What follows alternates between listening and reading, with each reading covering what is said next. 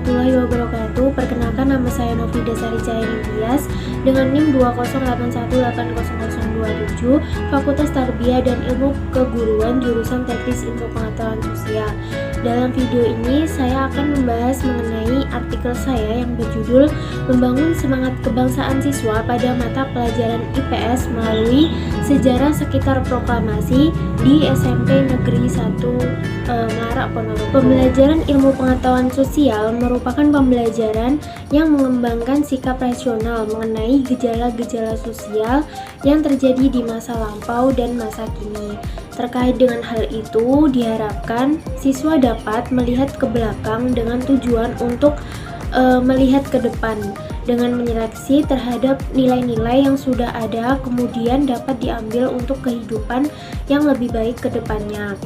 Proses menyeleksi dalam hal ini dilakukan dalam proses pembelajaran sejarah yang nantinya akan tumbuh suatu semangat kebangsaan tersendiri bagi peserta didik yang paham akan sejarah. Nah, berikut adalah penjelasan materi sejarah mengenai proklamasi kemerdekaan Indonesia. Menjelang akhir tahun 1944, posisi Jepang dalam Perang Asia Pasifik semakin terdesak. Satu demi satu daerah jajahannya jatuh ke tangan pasukan sekutu. Dan pada tanggal 7 September, Jenderal Kuniaki Koiso menjanjikan kemerdekaan kepada Indonesia dengan tujuan untuk menarik simpati Indonesia. Kemudian dalam persiapan kemerdekaan ini dibentuklah BPUPKI. Badan ini diketuai oleh DR Rajiman Wedyo Diningrat. Tujuan dibentuknya BPUPKI adalah untuk mempelajari dan menyelidiki hal-hal mengenai pembentukan negara Indonesia merdeka, seperti membuat rumusan dasar negara dan rumusan konstitusi negara.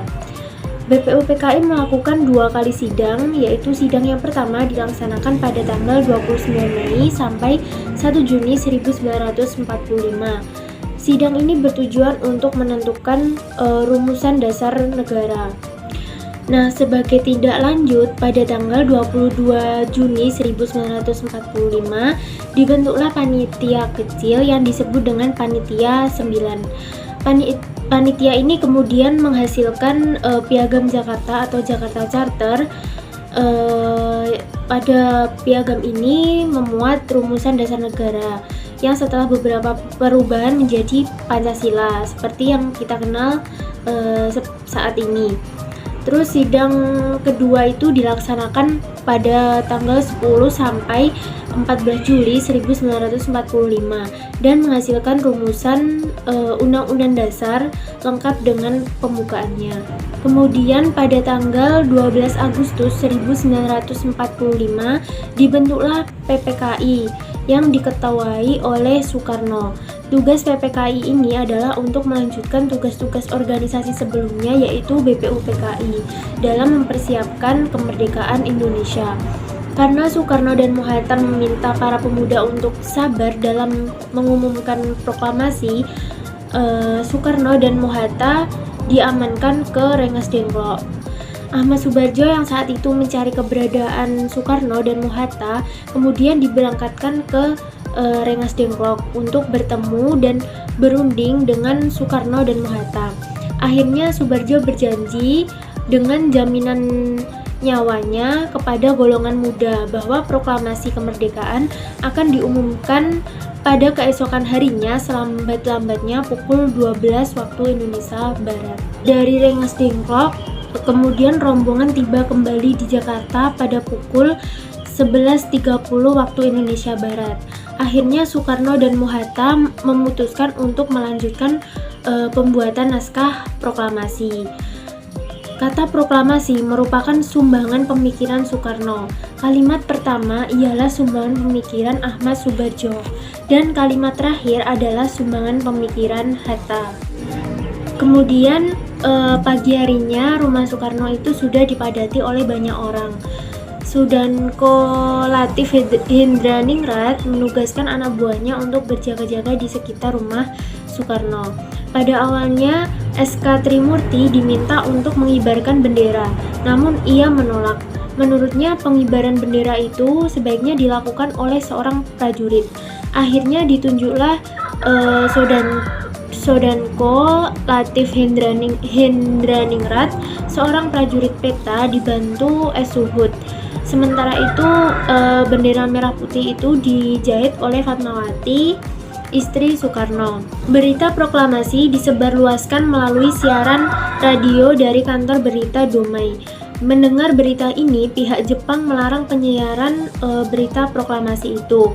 Kemudian pada tanggal 20 Agustus 1945, alat pemancar di Domai diputus dan disegel, sehingga pegawainya dilarang masuk. Akan tetapi para pemuda kemudian membuat alat pemancar baru yang mereka ambil dari alat-alat pemancar dari kantor berita Domai. Nah, sejarah proklamasi itu bermakna upaya menjunjung kehormatan dan martabat bangsa Indonesia. Proklamasi kemerdekaan dapat berarti segala upaya yang dilakukan untuk mengubah sikap dari bangsa terjajah menjadi bangsa yang merdeka. Dalam hal ini, kondisi bangsa Indonesia memiliki kedudukan yang sejajar atau setara dengan bangsa-bangsa lainnya. Terkait judul saya mengenai membangun semangat kebangsaan siswa. Nah, itu bagaimana sih membangun semangat kebangsaan siswa dalam sejarah proklamasi? Nah, adanya sejarah proklamasi kemerdekaan sebagai seorang siswa itu bisa menengok sejarah masa lampau guna mengembangkan sikap, nilai, dan semangat yang tinggi untuk bekal kehidupannya di masa yang akan datang. Dari perjuangan bangsa Indonesia inilah siswa dapat meniru bentuk semangat kebangsaan dari para pejuang. Nah, untuk dapat menumbuhkan semangat kebangsaan ini juga merupakan tugas dan kewajiban guru. Bagaimana guru memberikan suatu contoh maupun tauladan yang baik bagi siswa, dan bagaimana guru memberikan motivasi belajar kepada siswa. Nah, itu tadi yang dapat saya sampaikan. Semoga materi ini dapat menambah wawasan kita semua. Terima kasih. Wassalamualaikum warahmatullahi wabarakatuh.